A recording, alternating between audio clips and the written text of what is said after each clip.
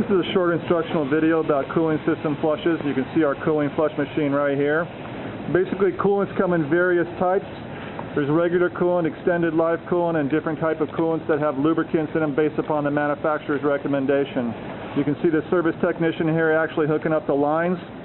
There is a discharge line and a suction line that goes into the machine. We disconnect the upper radiator hose that attaches to the radiator right here and insert the two lines.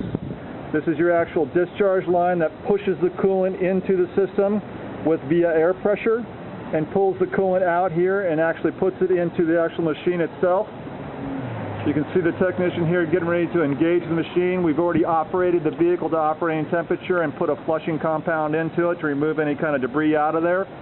How often should you do this? About every 30,000 miles or 2 to 3 years, based upon how many miles you put on in a given year. The actual line comes into the machine itself. Here's a gauge indicating how much coolant's actually coming out of the car. On the back of the machine is the fresh coolant going in. And you can hear and see this process taking place. Basic theory of operation on a cooling system is given an graphic example right here. We have coolant that's inside your radiator assembly. It's actually pulled in on the lower radiator hose into the water pump assembly. The water pump assembly is a turbine that spins on a belt, creating a suction and discharging the coolant actually through the entire engine block. As it comes through the engine block, it comes back out through the thermostat and up into the upper radiator hose. Comes in hot up here at the radiator.